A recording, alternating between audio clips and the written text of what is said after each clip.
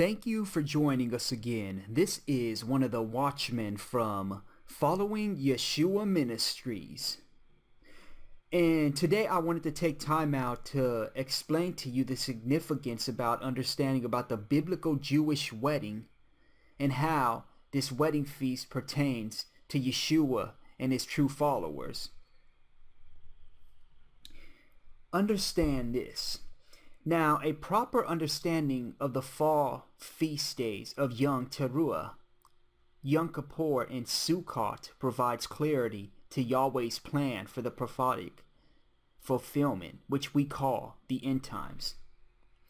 Now, they reveal much more detail than has been thought possible, and the Bible itself is a marriage covenant. Now, both the Tanakh, the Old Testament, and the Brit Hadashah, the New Testament, describes how Yahweh, through Yeshua, who is the bridegroom, is in the process of marrying his bride. Now, Yeshua's first miracle was turning water into wine, and this took place at a wedding in Cana of Galilee. Now, there are many parallels between the ancient Jewish wedding and also the marriage between Yeshua and his bride. Yeshua even called himself the bridegroom. Now, traditional Jewish wedding customs, and I'm going to show you about their relationship to Yeshua and his bride, which is the body of believers, us. Now, the Arusin, or the Kedushin, is a betrothal or else an engagement. Now, the Kedushin, it is derived from the word Kodash, meaning holy. And now, once a bride and a bridegroom enter into this initial phase of marriage, they are considered married. So in other words, they would have to get a divorce called a get to break of the engagement. And that period could last from 1 to 2 years. Now, the betrothal is a parallel to the engagement in most ways, except that in the ancient Jewish custom, it was binding. It was so binding that it could not even be broken without an orthodox divorce.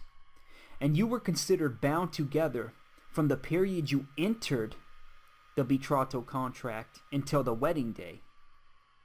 Now, understand that when Joseph discovered that his betrothed wife, Mary, was with child, he had real grounds to obtain an orthodox divorce, and would have had not the angel appeared to him and explained the situation of what was going on.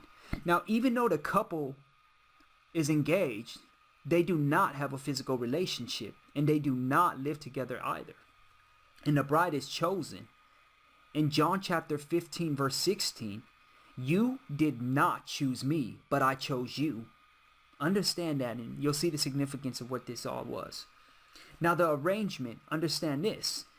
The groom's father made and approved the choice of the bride in traditional Jewish customs. Now, marriages were arranged by their fathers. Now, it is quite often that the bride and the groom have never seen one another before they are engaged. In Judaism, the Sabbath is seen as the bride.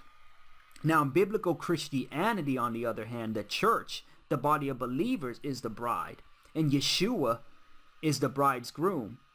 And the Father makes and approves the choice. Now, John chapter 6, verse 44, and it says, "No one can come to me unless the Father who sent me draws him, and will raise him up at the last day." And in 2 Corinthians 11, verse 2, "For I, Paul, have betrothed you to one husband, that I may present you as a chaste virgin to Yeshua." Now, the betrothal in Hosea chapter 2, verse 19 through 20 says, "I will betroth you to me forever. I will betroth you in righteousness, in justice, in love and compassion. I will betroth you in faithfulness, and you will acknowledge" who? The Lord, Adonai. That's right, Adonai. Now, the bride price in 1 Corinthians chapter 6, verse 19 through 20, it says, "You are not your own. You were bought You were bought at a price. Therefore, honor Yahweh with your body. And now, the groom's promise, which was the Tanaim, which is the conditions. The groom makes a covenant, or else a contract promise. The ketubah, in other words, is a document that is used for the purpose of assuring a bride will be provided for. Now, once this document was signed and witnessed by two witnesses, right? Then it was binding and the couple was considered married.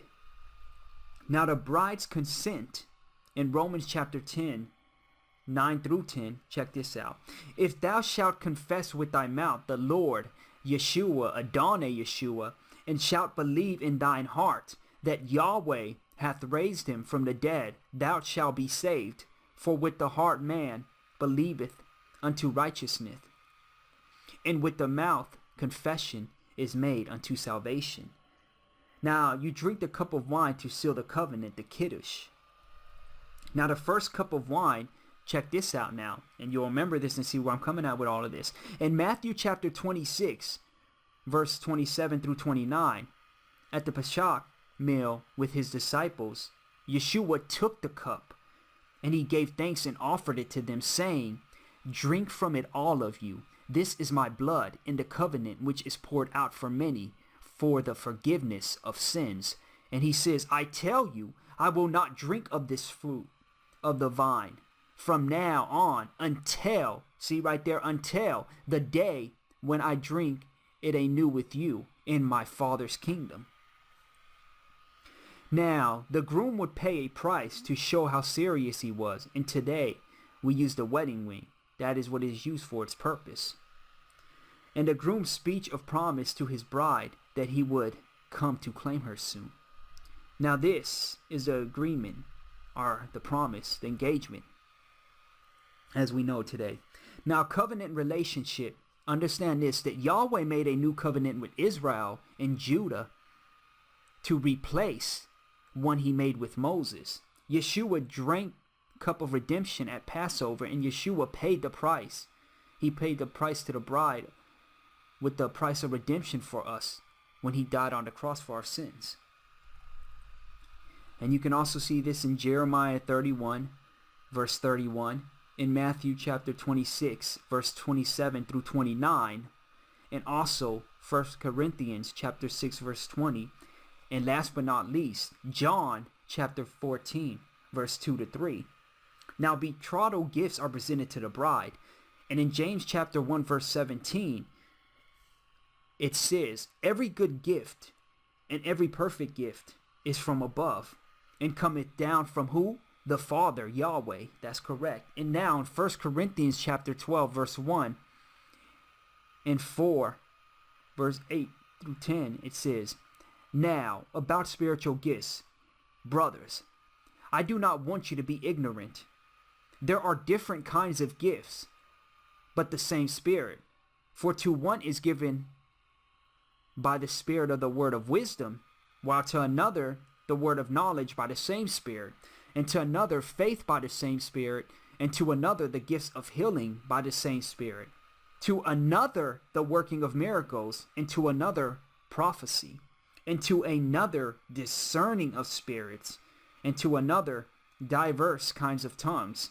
Now, to another the interpretation of tongues. So you see, the Holy Spirit was the one that came over there and gave us the gifts. The betrothal gifts. Now understand this too now. For the Jewish wedding, the groom prepares a place for his bride, which is called the chuppah. Now the groom goes and prepares a bridal chamber where they stay for how long? 7 days. You see that?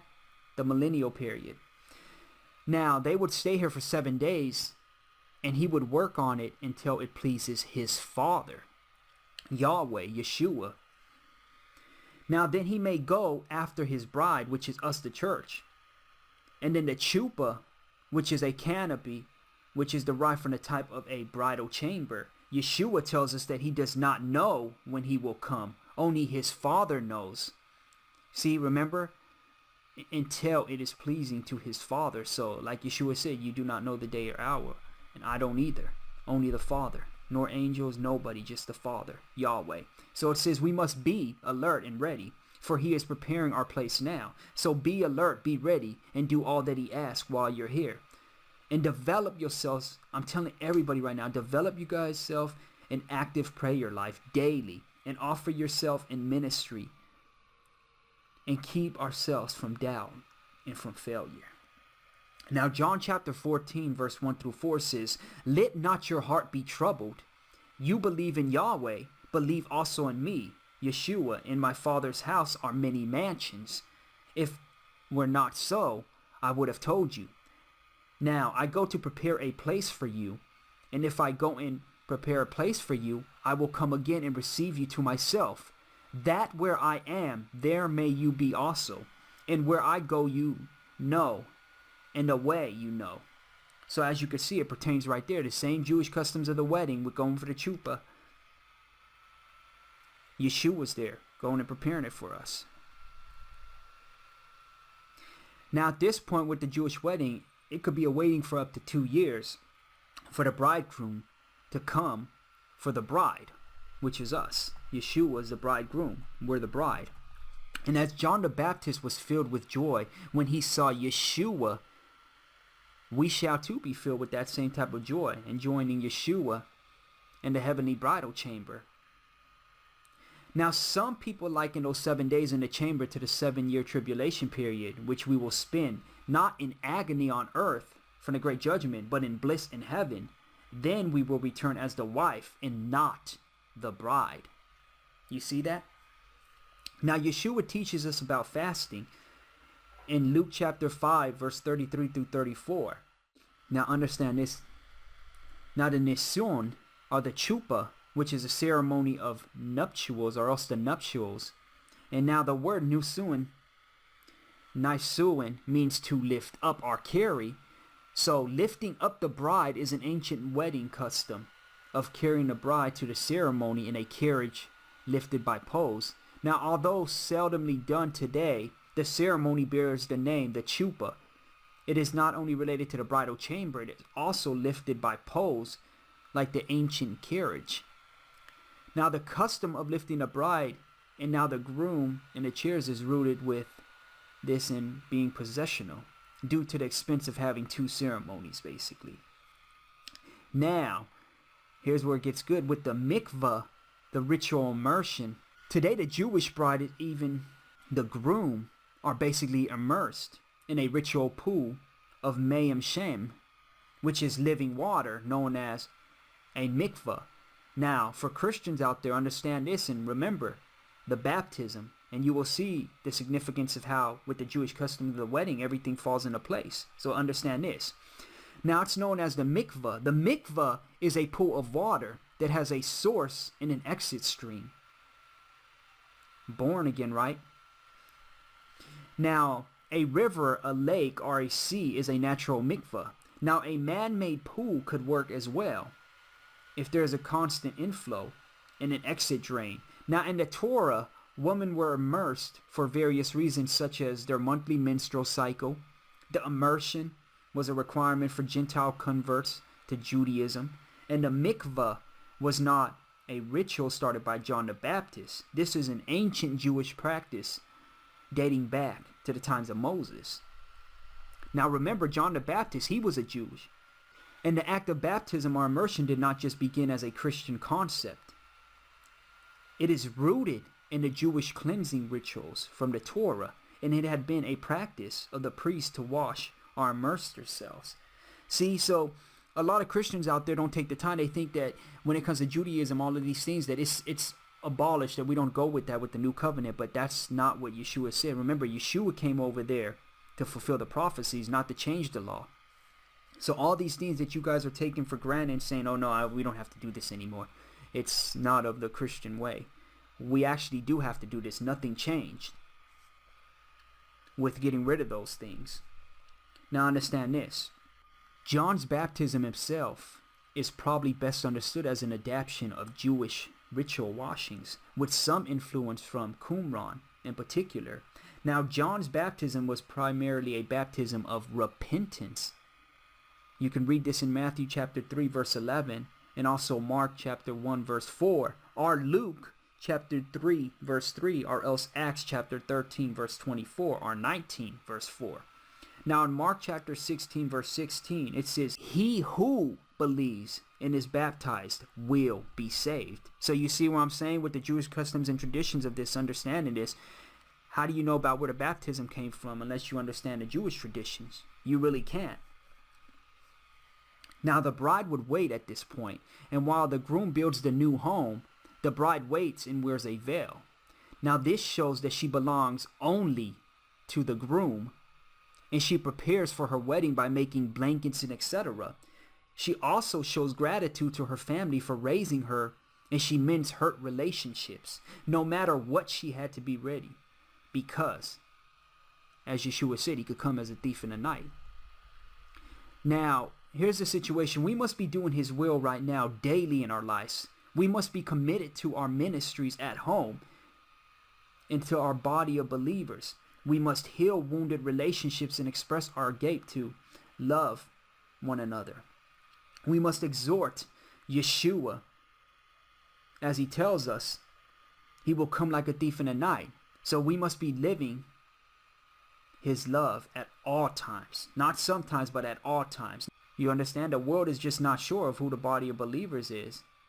But trust me, when we go, it will be known. It will be known. Now, 2 Corinthians 11, verse 2, and also Luke 19, verse 13, and 1 Corinthians chapter 13, verse 1. Waiting for the bridegroom in Mark chapter 13, verse 32, it says, but of that day and hour knoweth no man, no, not the angels which are in heaven, neither the Son, but the Father. In 2 Peter chapter 3, verse 10, but the day of the Lord will come as a what? Thief in the night. So we always need to keep ourselves prepared. We always need to live for Yeshua. Now the bride is the believers in Yeshua, and we should live in our lives consecrated, living these consecrated lives, keeping them in ourselves just pure and holy in the preparation for the wedding feast of Yeshua, the Lamb. Now at this point right now, the bridegroom makes final preparations, anticipating the catching away, or the gathering, or as you would say, the rapture of his bride. Now in Ezekiel chapter 16, verse 8 to 13, it says, when I pass by you again and look upon you, indeed your time was the time of love. So I spread my wing over you and covered your nakedness. Yes, I swore an oath to you and entered into a covenant with you, and you became mine. Now, I don't know about you, but a covenant's like a wedding right there, right? Now, says the Lord and Yahweh, Adonai, then I washed you in water. Yes, I thoroughly washed off your blood, and I anointed you with oil. Verse 10, I clothed you in embroidered cloth, and gave you sandals of badger skin. I clothed you with fine linen and covered you with silk, adorned you with ornaments, put bracelets on your wrist, and a chain on your neck, and I put a jewel in your nose, earrings in your ears, and a beautiful crown on your head. Verse 13, thus you were adorned with gold and silver, and your clothing was of fine linen, silk, and embroidered cloth. Revelations chapter 3, verse 5 also says this. This is what Yeshua told us. He said, he who overcomes shall be clothed in white garments, and I will not blot out his name from the book of life, but I will confess his name before my Father and before his angels. Now, the katao it's the wedding garment, and the katao is normally a white robe, and it looks somewhat like a bathrobe. Now, it is a garment worn at Passover, and it is also worn by the groom at a wedding. Now, the word katao is rooted in the word, or the Hebrew word katal, to slay, a garment worn by priests during certain sacrifices such as Passover or the Yom Kippur sacrifice. Now in biblical times, the katao was worn by all the men attending the wedding. Understand this, the parable of the wedding feast in Matthew chapter 22, verse 11 through 12. But when the king came in to see the guest, he saw a man there who did not have on a wedding garment. So he said to him, Friend, how did you come in here without a wedding garment? So understand that with the bridesmaid, the unmarried friends who attend, they're attending basically to the bride, and they provide light for the groom who comes at night. Now this is a traditional custom for friends to light the Havdalah candles during the processional or during the veiling ceremony. Now light is a symbol of Yahweh's presence, the Shekinah glory. Now we prepare the bride in our ministry to each other. We groom her. We must be ready in our service and not run out of power or else any type of conviction, as the bridesmaid did. Now get this, the parable of the 10 virgins in Matthew chapter 25, 1 through 13. Now as we were talking right now with the Havdalah, the candles, the lights, the bride at this point is consecrated.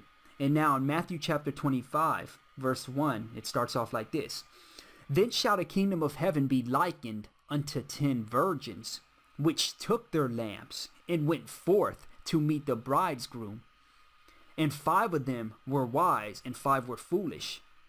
They that were foolish took their lamps and took no oil with them.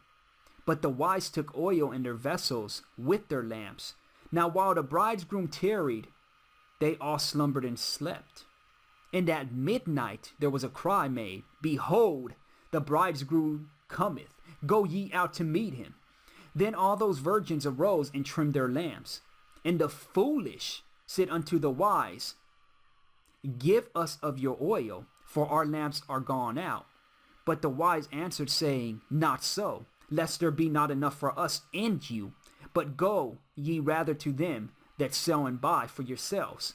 And while they went to buy, the bridegroom came, and they that were ready went in with him to the marriage, and the door was shut. Now afterwards came also the other virgins, saying, Lord, Lord, or else Adonai, Adonai, open to us. But he answered and said, Verily I say unto you, I know you not. Watch therefore, for ye knew neither the day nor the hour wherein the Son of Man cometh. Then the kingdom of heaven shall be likened to 10 virgins, who took their lamps and went out to meet the bridegroom. They were ready. They were doing as Adonai, Yeshua, Yahweh told us to do, to be prepared, to keep our spiritual oil filled. Now at this point, the witness is sent before the bridegroom. Sound familiar? 2 witnesses of Revelation 11. Now the bridegroom cometh. In chapter 2, verse 16 of the book of Joel, it says, Gather the people, sanctify the congregation, assemble the elders, gather the children, and those that suck the breast. Let the bridegroom go forth of his chamber, and the bride out of her closet. Now the bridegroom comes, the groomsmen would run ahead of the groom, and they would sound the shofar and shout that he was coming, like the Feast of the Trumpets, the announcement that he was coming. While the father's head was turned, the groom would steal the bride, and the wedding party then went back to the bride's or the groom's house to meet the guests. Now the angel Gabriel will blow the trumpet of Yahweh, and Yahweh will come like a thief to snatch away his bride. When we arrive in heaven, a host of people will be waiting for us. Just as you see at the Jewish wedding feast, the guests are waiting. So in John chapter 3, verse 29, it says, He who has the bride is the bride's groom. But the friend of the bridegroom who stands and hears him rejoices greatly because of the bridegroom's voice. Therefore, this joy of mine is fulfilled. In Isaiah chapter 26, verse 20 through 21, prophesies of this time when it says, Come, my people, enter our chambers and shut the door behind you. Hide yourself as it were for a little moment until the indignation is past. So this will be about the time of the vials, the bowls.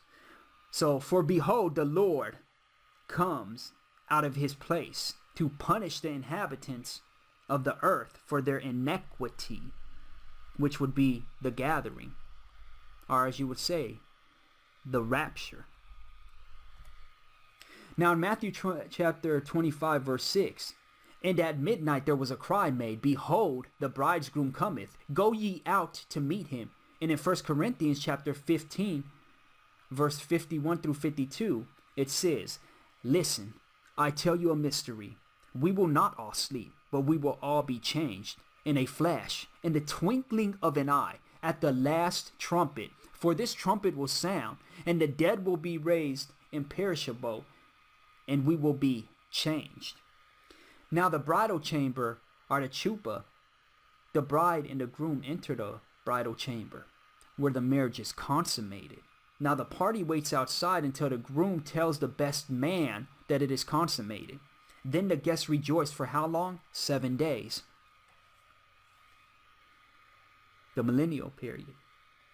Now in 1 Thessalonians chapter 4, verse 16 through 17, it says, for the Lord himself will descend from heaven with a shout, and with the voice of an archangel, and with the shofar, or the trumpet of Yahweh. And the dead in Yeshua will rise first.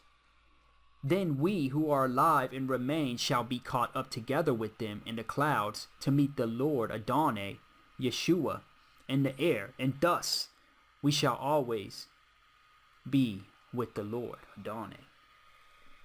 Now after the marriage was consummated, there was a wedding, a feast, or also marriage supper. This is also the theme of the feast, or the festival of Sukkot. Feast of Tabernacling, the feast where we're tabernacling with Yeshua. Now, this second cup of wine, after all this takes place, is where it really gets good. This is the Kiddush, the Kiddush. Now, the shared cup of wine is a simcha, a joy at a wedding, a Jewish wedding. Now, when the bride drinks from the cup after the bridegroom, it is a sign that she is accepting the covenant which he has set and signed during the ketubah signing in the beginning. Now the blessing of the cup is where it gets good.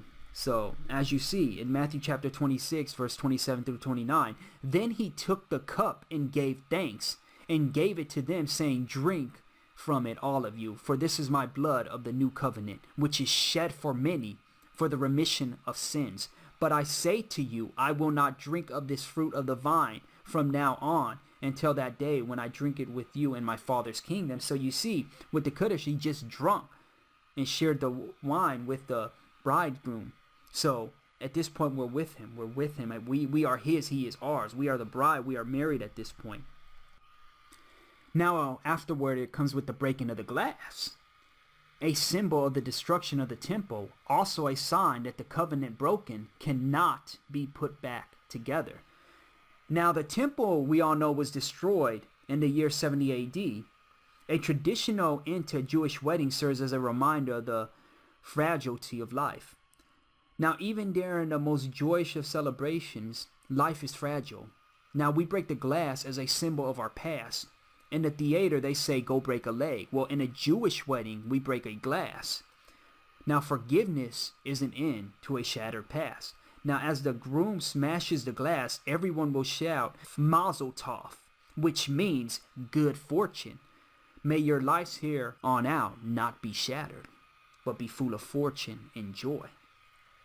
Now, at this point, the marriage life will begin, and the new couple goes to the father's home to begin the married life. Now, we too will be going to the Father's house for the marriage feast of the Lamb, and then go with Yeshua in his reign in his kingdom here on earth for 1,000 years. Now, Revelation chapter 21, verse 1, and it says, Now I saw a new heaven and a new earth, for the first heaven and the first earth had passed away.